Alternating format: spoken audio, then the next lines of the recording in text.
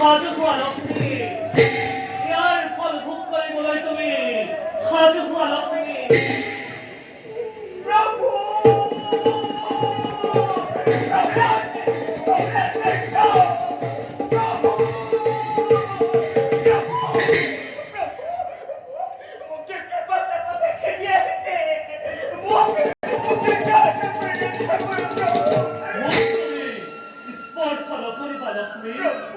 তোমার প্রায়শ্চিত্ত হব লাগিব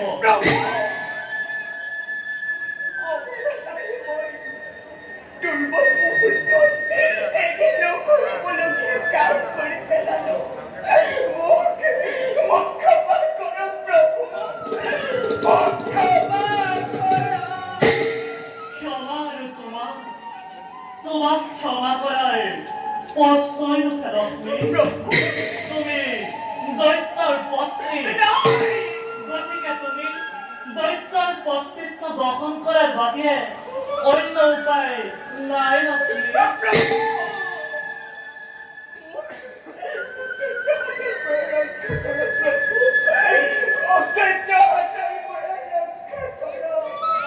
দৈত্য খাতন করে রক্ষা কৰিবলৈ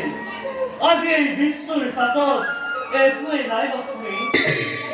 মোৰ এই সুদৰ্শন চক্ৰ তুমি সাধাৰণ অস্ত্ৰত পৰিণত কৰিলা তুমি কিয় কৰিলা লক্ষ্মী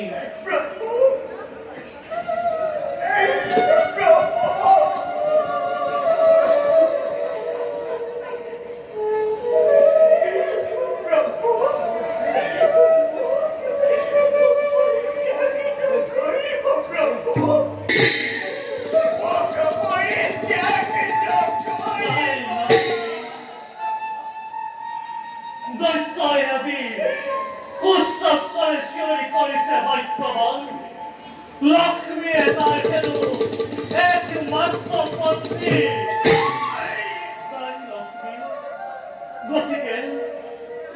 গতিকে তুমি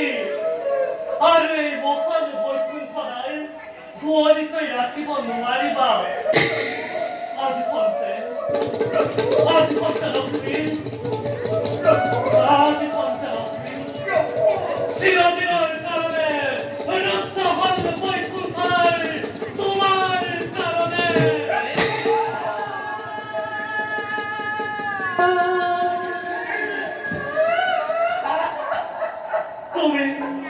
তুমি শরীর মহিলা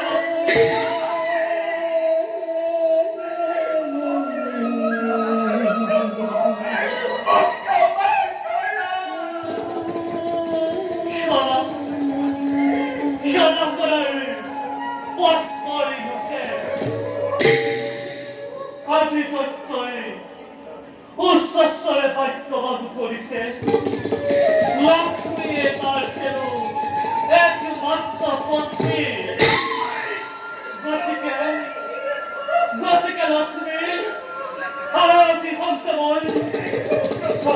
খন্তময় তোমার হরিরূপ পরিত্যাগ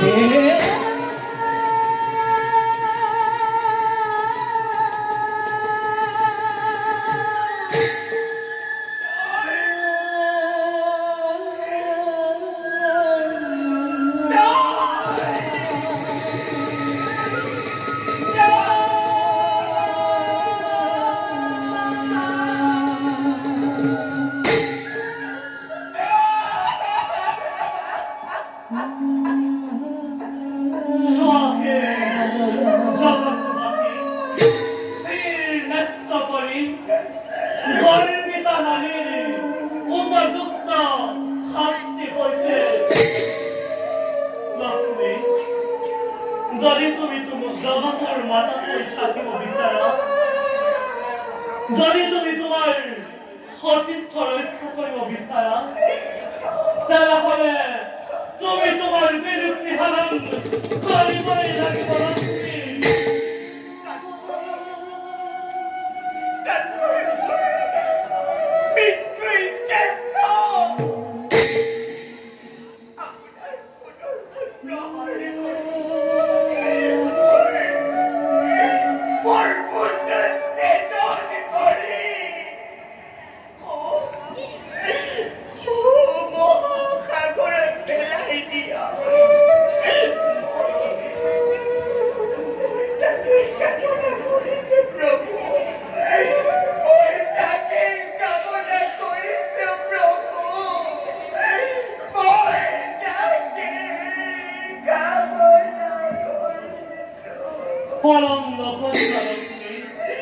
নহ'লে আৰু ভয়ংকৰ বিপদৰ সন্মুখীন হবা খুৰা লক্ষ্মী যথা ধৰ্ম তথা জয় জানিবা নিশ্চয় তুমি জাত বুদ্ধি কিনা নারী বলে হে অজ্ঞান করেছিলা হে লক্ষ্মী তোমার আজি এমন অবস্থা করিলে লক্ষ্মী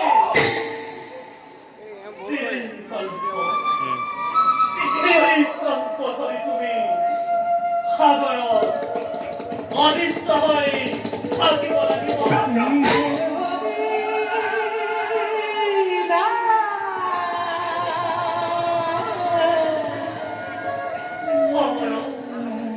সময়ত মই তোমাক কৰিমগৈ উদ্ধাৰ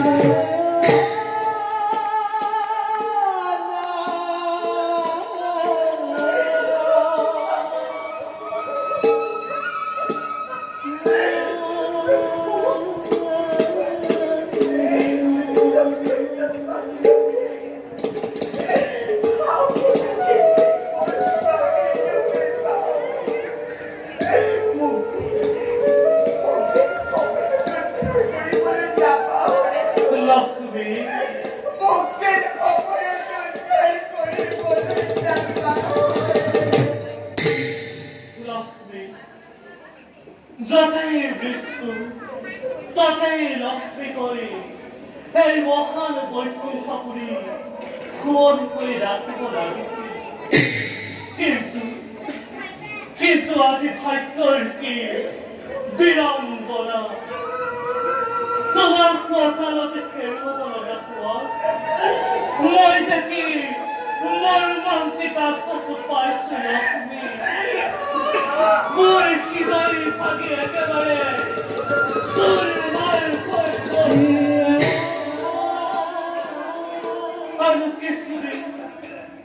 আৰু কিছুদিনৰ বাবে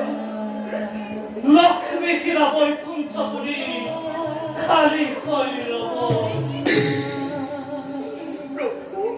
লক্ষ্মী যাবৰ সময়ত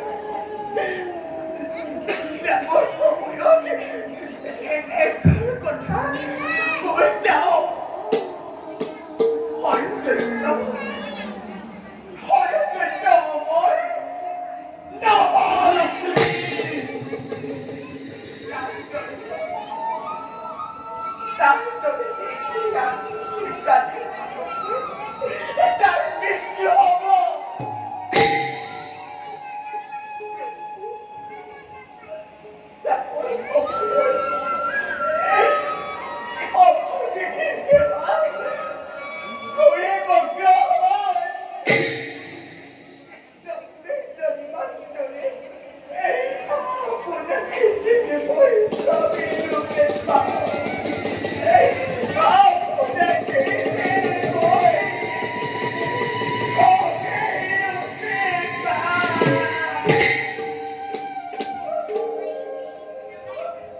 পৰম নকৰিবা।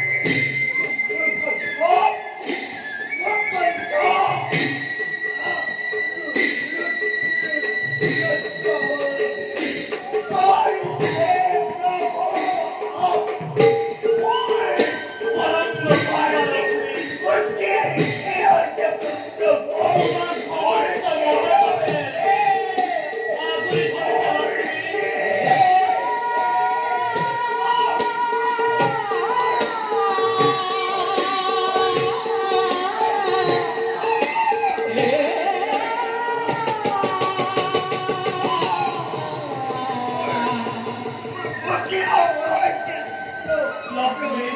তুমি সেই সাগৰেৰ পাৰে দৌড় মাৰা